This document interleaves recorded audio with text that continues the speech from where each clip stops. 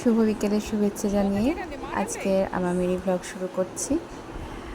ব্লগটা ছিল রথের দিন। রথের দিনের ব্লগটা অনেকটাই বড় হতে চলেছে। সবাই একটু ধৈর্য ধরে থাকলেই ভালো লাগবে। তো আমার পাড়ায় একটা পুচকি মেয়ে আছে। পুচকি ওই যে পাপার কোলেই ছিল, সে রথটা টানবে আর কি, তার জন্যই রথটা সাজানো হয়েছে।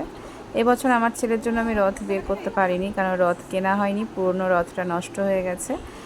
নতুন রথ কেনা হয়নি, সেই জন্য আর ছেলেকে দিয়ে রথ টানানো হয়নি। ও ভীষণ বায়না করছিল রথ টানবে। যাই হোক, ওর বায়না বললাম যে রথ টানাতে পারছি না, মানে বাড়িতে যেহেতু রথটা কিনতে পারিনি, তবে ওকে নিয়ে আমি বেরোবো, মেলায় যাব, সেটা আমি ওকে বললাম। তো আমাকে ওখান থেকে প্রসাদ দেওয়া হয়েছে গুজিয়া, নকুলদানা। গুজিয়া খেতে তো ভীষণই ভালো লাগে।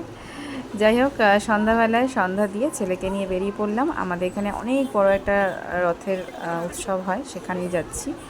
তো তার আগে গোপালজির মন্দিরে গেলাম। এটা আমাদের বিআরটি স্টেশনের কাছেই, একদম পাশে আর কি, স্টেশনের গায়ে গোপালজির মন্দির। বহু প্রাচীন পুরনো মন্দির।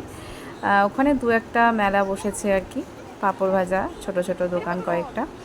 আর এই মন্দির চত্বরটা অনেকটাই বড়। এখানে সবাই এসেছে, প্রচুর ভক্তের সমাগম, প্রচুর রথ এসেছে, ছোট ছোট রথ বাচ্চারা নিয়ে এসেছে। আর এখানে অনেক বড় একটা অনুষ্ঠান চলছে। অবশ্যই রথ তো বেরিয়েছে। এটা গোপালজির মন্দির, মানে এখানে ছোট্ট গোপালজি আছেন।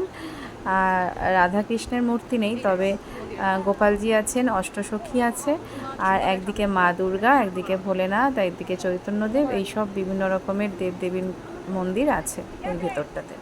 রথটা অপূর্ব সুন্দর, বহু প্রাচীন রথ, পুরোটাই সেগুন কাঠের আর পেতল দিয়ে বাঁধানো। রথটা পুরোটাই ভীষণ সুন্দর। আমি প্রথম দেখলাম রথটা এখানকার, যেহেতু অনেক প্রাচীন মন্দির, সেই জন্য দেখো মন্দিরটা দেখলেই তোমরা বুঝতে পারবে। ইট পিট সব বেরিয়ে গেছে আর কি, খড়িকাঠ না কি বলে না, সেই জিনিসেরই মন্দিরটা। তো বহু প্রাচীন, কি সুন্দর দেখো মন্দিরের চারিদিক। আর এটা পুরো কাঠের গেটটা, ওপরে কি সুন্দর কলকা করা, খুবই ভালো লাগে। কিন্তু মন্দিরটা যেহেতু অনেক পুরনো মন্দির, আর সত্যি যত্নের অভাবে মন্দিরটা এই অবস্থা। তবে পুজো, নিত্য পুজো রোজই হয়, ব্রাহ্মণ আছেন। তো এই দেখো গোপালজি আর অষ্টসখী। এখানেই জগন্নাথ প্রভু আছেন, আর অনেক রকম দেবদেবী এখানেও রাখা আছে, বাইরেও মন্দির আছে এই মন্দিরের সঙ্গে। তো আমি একটু ফল কিনে নিয়ে গেছিলাম, 3 রকমের ফল নিয়ে পুজো দিতে গেছিলাম। আর আরতি হলো, আরতি দর্শন করলাম, অনেকক্ষণই ছিলাম। তারপরে বেরিয়ে ছেলেকে এই যে পাঁপড় ভাজা কিনে দিলাম, আমিও খেলাম, কারণ রথযাত্রায় পাঁপড় ভাজা, জিলাপিটা তো মাস্ট।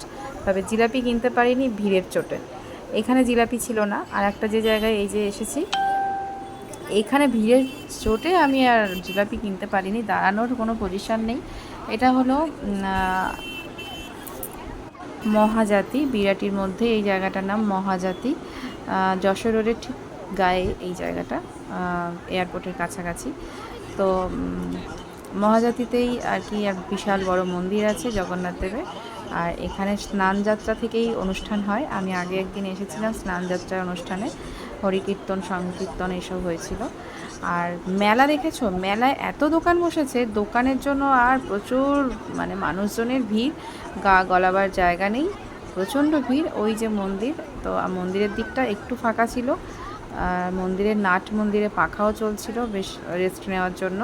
এখানে ছোটো কয়েকটা দোকান বসেছে। আর ওই যে মন্দির, মন্দির বজরংবলী আছেন, ভোলেনাথ আছেন। আমি আর ওপরে উঠিনি, তবে একদিন মন্দিরটায় উঠবো, যাব, ঘুরে আসবো। আর এই যে দেখো কত সুন্দর মাটির জিনিসপত্র। আর এখানে বইয়ের দোকান, বইয়ের দোকান থেকে একটা ছোট্ট ডিকশনারি কিনেছিলাম ছেলের জন্য। আর এই যে এইটা খাবে বলে, এটার নাম হচ্ছে খুসখুস। কি মজাদার নামটা, খুসখুস, গলা করবে খুসখুস, মানে খুসখুস খেলেই গলা করবে খুসখুস, খুসখুস মালাই। তো আমি আর ছেলে দুজনেই খেলাম, 40 টাকা নিল জানো এক বাটি মালাই, কত লাভ ওদের। তারপরে মেলায় টুকটাক এই পাখাটা কিনেছি, ছেলে একটা পেন কিনেছে, আমি একটা গাছ কিনেছি, বেলি ফুল গাছ। এইসব টুকটাক কেনাকাটি করেছি, করে আমরা ওয়েট করছিলাম রথের জন্য। রথ ওখান থেকে ছাড়ছে, মানে রথের যে প্রসেশন বেরিয়েছে, বিশাল বড় প্রসেশন বেরিয়েছে, ঠিক তখন রাত্রি 9টার পরে। আমরা তো সেই সন্ধ্যা 6:30টায় বেরিয়েছি, 6:30 থেকে আমরা ওয়েট করছি এদিক ওদিক মেলা ঠেলা ঘুরে। বিশাল বড় এলাকা, অনেকটা এলাকা জুড়ে এই প্রোগ্রামটা চলে। আর প্রসেশনে তো প্রচুর রকমের মানুষজন এসেছে, অনেক রকমের নৃত্য সঙ্গীত কত কি হচ্ছে। মায়াপুর থেকে এসেছেন অ্যাংলো ইন্ডিয়ান, তারপরে সাউথ আফ্রিকান টাইপের কারাও কেউ এসেছে, বিভিন্ন রকমের তোমরা এক্ষুনি দেখতে পাবে। প্রথম প্রসেশন তো গেল ঢাক বাজিয়ে, ঠিক দুর্গাপুজোর মতো। তারপরে এই একটা রথ বেশ সুন্দর লাইটিং দিয়ে পুরোটাই সাজানো, আর মানুষে টানছে। রথ মানেই মানুষে টানা, তবে আমাদের কপালে জোটেনি, আমি তো রথের দড়ি ছুঁতে পারিনি। রথের দড়ি ছোঁয়াটাই হচ্ছে রথের মাহাত্ম্য অনেক বড়, দড়ি মানে টানা, রথ টানা, এটাই সব থেকে বড় জিনিস। আর এই যে এরা এই যে এসেছে বোধহয় হরিদ্বার বা এরকম কোথাও জায়গা থেকে, তো আরতি করছে সবাই, সেই আগুনটা নিয়ে ভাবছে এটা ঠাকুরের আর কি আরতির আগুন, যাই হোক যে যেটা ভাবে। আর এই রাধাকৃষ্ণ সেজেছে, বেশ সুন্দর লাগছিল রাধাকৃষ্ণকে, না নৃত্য করছিল রাধারানী, খুব সুন্দর। আর এই যে প্রজাপতি সেজেছে, খুব সুন্দর লাগছিল এই দৃশ্যগুলো দেখতে। আমি একটু স্পিডে করেছি ভিডিওটা আর কি, স্পিডে দিতেই হয়েছে, অনেক লং ভিডিও সেই জন্যই। তো খুব ভালো লাগছিল, এই প্রসেশনগুলো খুব সুন্দর ওরা করেছিল। আর এত মানুষের ভিড় মনে হয় দুর্গা পুজোতেও আমি কখনো দেখিনি, এই প্রথম আমি দেখলাম এত ভিড়। আমার ছেলে ভীষণভাবে হাঁপিয়ে গেছে ভিড়ের মধ্যে, মেলার মধ্যে, বলছে মাম্মাম বাড়ি চলো। যাই হোক, এখানে ওর বন্ধুর মা সুস্মিতার সঙ্গে দেখা হয়ে গেল, আমি এখানে বেশ চিৎকার করে ওকে ডাকছিলাম। যাই হোক, আর এখানে দেখো কি সুন্দর, দেখো রাধাকৃষ্ণ আর কি 3 জোড়া রাধাকৃষ্ণ দেখলাম এখানে সাজিয়েছিল, খুব সুন্দর, বেশ সুন্দর লাগছিল। তবে রথের দড়ি ছুঁতে পারিনি, আর প্রসাদটাও পেতাম না, এক কাকিমার জন্যই প্রসাদটা পেলাম।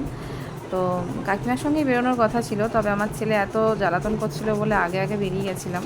এই দেখো, এরা হচ্ছে সাউথ আফ্রিকা থেকে মনে হয় এসেছিলো, আমি ঠিক জানি না। এই কাটাপ্পার মতো একজন বেশ ন্যাড়া টাকলা মানুষ, আর বেশ পুরো কাটাপ্পার মতো দেখতে, যাই হোক ভালোই লাগছিল। আর এই হলো রাধা কৃষ্ণ, আর এক জোড়া, 3 জোড়া বললাম, এই আর এক জোড়া লাস্ট রাধাকৃষ্ণ।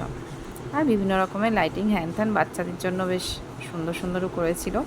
আর তো এটা ডাইনোসরও আছে, মুখ থেকে আগুন বের করছিল। আর এখানে কিপ্যাড বাজিয়ে আর কিছু বাজিয়ে, বাজনা বাজিয়ে হরি সংকীর্তন হচ্ছিল, যেখান থেকে মায়াপুর থেকে বললাম এসেছিল।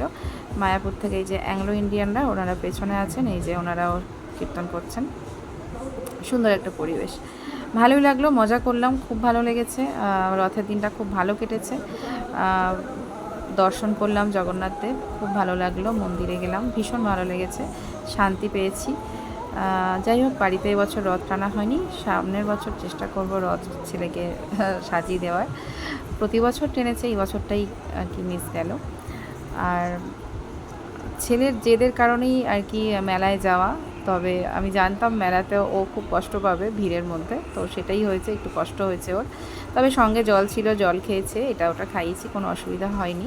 তারপর রাত্রি 9:30টার মধ্যে বাড়ি চলে আসলাম, এসেই একদম রেস্ট দুজনেই, প্রচণ্ড কষ্ট হয়ে গেছে। এই যে দেখো দামামা বাজাচ্ছে, দামামা, আর প্রচুর লাইটিং। আর যেটা অরিজিনাল রথ, সেই রথটা দেখে তো চোখ জুড়িয়ে গেল আমার। যদিও আমি রথের কাছে যেতে পারিনি, যেহেতু ছেলে ছিল ভিড়ের মধ্যে, একদম আমি চাইনি টানা হ্যাচড়া করতে বা কোনো রকম কোনো ক্ষতি হোক কারো, সেই জন্য দূর থেকেই দেখছিলাম। ভীষণ সুন্দর সাজানো, ডেকোরেশন, জগন্নাথ সুভদ্রার বলভদ্রদেবকে এত সুন্দর সাজানো, পুরো সোনায় মোড়া। তবে আমি একদম ক্লোজ থেকে ভিডিওটা নিতে পারিনি, একদম সোনায় মোড়া ছিল, ভীষণ সুন্দর লাগছিল দেখতে, সুন্দর বিগ্রহ, খুব সুন্দর। তো এই পেছন দিক থেকে যাই হোক করে একটু ভিডিও করলাম। আর পেছনে গাড়িটায় পুরো প্রসাদ ভর্তি আর কি, সবাইকে দেওয়ার জন্য।